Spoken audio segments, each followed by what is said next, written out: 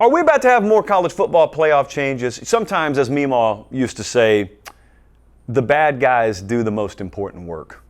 I'm not normally the bad guy. Sometimes I have to be the bad guy, though I have been painted as nothing less than the spawn of Satan in G5 circles lately. Why? If you're new to the show, why did they do that to you, Josh? Well, because I told the truth as I see it.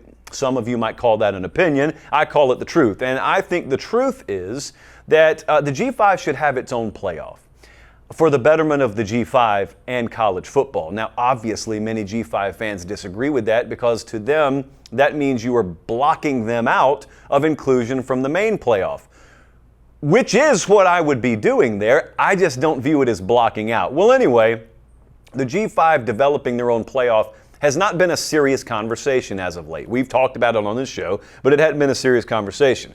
My feeling on that, twofold. Number one, it makes sense because this level of football is not the same as the major Power 4 level of football, and not all of Power 4, because I'll grant you, some of the bottom of Power 4 is wet trash as well. But the big boys that go to the final dance in college football's highest level are playing a totally different sport, totally different rules in many cases, and certainly total different looking personnel, coaching staffs. We all know that. Everybody knows that. There is this faint but childlike obsession with getting included and having a chance at the playoff. Now we know, even the G5 folks, we'll never actually win that title, but we deserve a chance. And then I look at it and I say, that's stupid. That's ignorant. Because everybody, even the G5 apologists, are themselves admitting, well, no, we're not going to win it, but technically you never know. I promise you I know. I promise you I know. So I've always said, well, why not format a tournament for yourselves that you can actually win? But I digress. So that got us to today.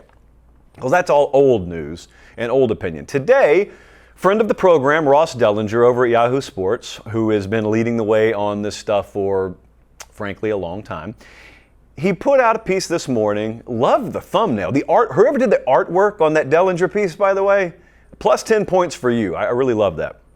But that's not what this is about. So, as you know, we are expanding to a 12-team playoff this year. And if you don't know that, welcome back. We're expanding to 12 this year. And you probably also know the G5 is guaranteed a spot in the college football playoff.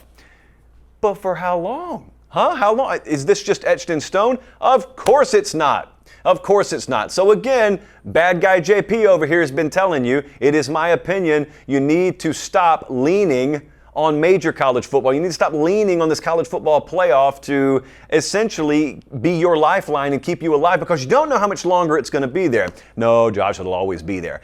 All righty. Well, let's arrive at this article that was released today where Dellinger accurately and again pointed out we only have 2 years guaranteed on this format. It's like whispered, but it's right there in front of you in plain sight. You're only guaranteed this 12-team format for 2024 and 2025. Then there is, I think, what is called like a look-in provision, which just means we can blow it up if we don't like it, courtesy SEC and Big Ten. That's really what that says. If you want me to boil it down for you and get all the legal types out of the room, that's really what that boils down to. So Ross Dellinger, in this little piece he put out this morning, it wasn't little, it was just a piece, he said, spoke to Mike Oresco. So Mike Oresco is the recently retired commissioner of the American Athletic Conference. And Mike Oresco admitted we've got some concerns that if we don't perform well in these first couple of years, boy, it may be lights out for us. Look at this quote. If you're listening on a podcast, down the road, I do think it might be a concern, especially if our G5 teams do not do well enough and aren't ranked high enough.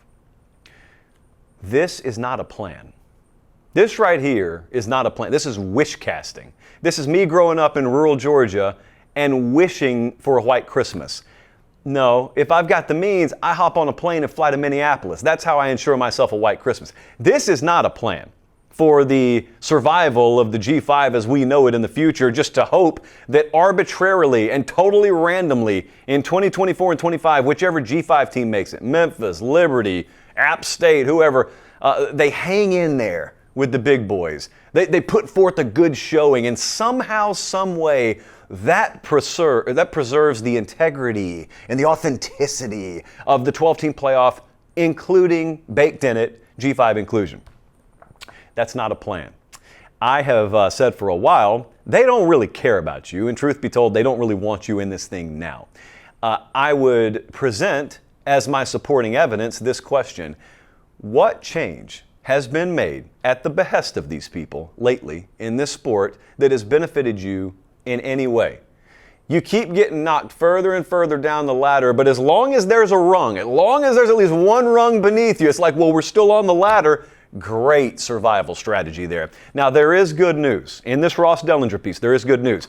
It seems they're sort of listening. I didn't pop the paper because I'm not totally satisfied with this, but there was this broad plan laid out right before they're going to meet next week, I think in Dallas at what constitutes a G5 summit of sorts. And it's just the G5 powers that be and the commissioners. They're going to gather and they're going to essentially talk about how they stay alive moving forward. Now, part of that is they are reportedly open to discussing a reshaped postseason incorporating bowls. And basically what this equates to is like a college football NIT tournament, which is not what I'm pushing for, but it's better than nothing. They essentially said it would be a secondary title that teams not in the playoff could play for. Now, they didn't boil it down to just G5 teams, so who knows? This is very broad strokes right now. My counter to that is, great, you're getting creative, you're thinking along the right lines, now speed up. You're trotting, you're crawling, speed up, build your own playoff. Find a way to build your own playoff while you've got time. You will never be closer to the Power Four than you are in perception right now. It will never be this close again. They said they're not going to touch the auto bid in this story.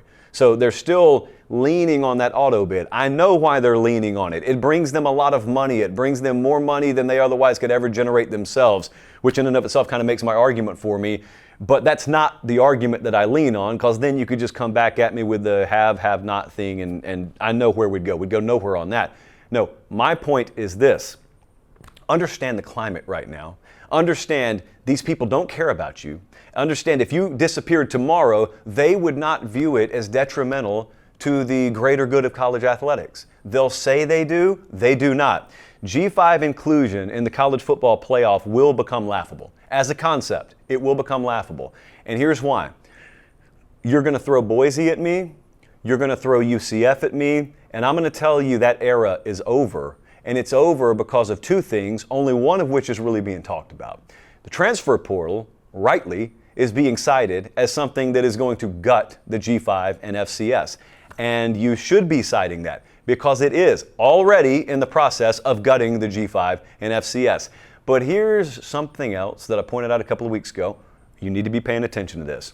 These new coaching rules are going to do as much to gut the G5 ranks as the portal is. The portal's taking the players. This new coaching rule, where you can have your army of off-field analysts, except they're not off-field anymore because they can be on-field and they can coach, that right there is the death blow. Part two. So it's like a two-part death blow to the G5. And my point there is, you'll not have another Boise as a program. You'll not have another UCF as a program. There's a reason those folks down in Orlando did everything they could and bear crawled over broken glass to get to the P4 ranks. Number one, because all of them wanted to be there the whole time. But number two, because they knew that was the last boat leaving. That was the last lifeboat, and they hopped in it. Moving forward, if any program, if any team even remotely starts to approach the level you'd have to play at to make any noise in the college football playoff, they will be gutted. The coaches will be gone. The players will be gone. It's not comfortable or fun to hear. I don't like it. I wish we could go back. I love those stories. I remember I was working in the Fabric Warehouse down in Columbus when Boise pulled the upset over Oklahoma in the Fiesta Bowl, and the next day at work, it's all we talked about. We listened to the audio of the replay on ESPN radio all day. Awesome. That's over. Those days are not coming back. And more, it will be laughable that there is an auto bid for G5 baked into this thing. And understand what I mean when I say that, because you haven't seen this yet. You're thinking of this as the expanded playoff era. It's the auto bid expanded playoff era.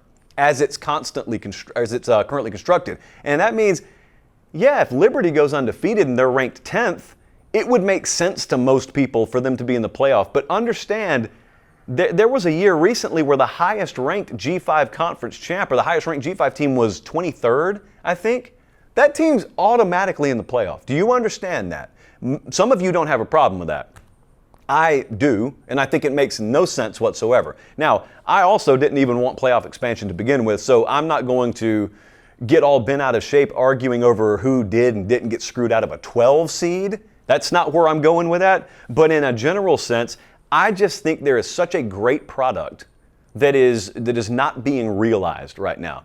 Last year, at LSU, for example, they had one of the best quarterbacks they've ever had. They sucked on defense. They wasted Jaden Daniels. They wasted a Heisman Trophy winner because they sucked on defense. I'm looking at the possibility of a G5 playoff and how entertaining that would be for those of us who love college football, and how you would have a legit shot of winning that thing as opposed to whatever this farcical auto bid structure is that you're currently longing for. And I think about how much I'd love that and how everyone would love that, and we're being denied because of essentially what amounts to a charade in my mind. So my hope is, over the coming weeks or months or years, Ross Dellinger breaking news, full G5 playoff model on the table. Not holding my breath, but I can hope for it.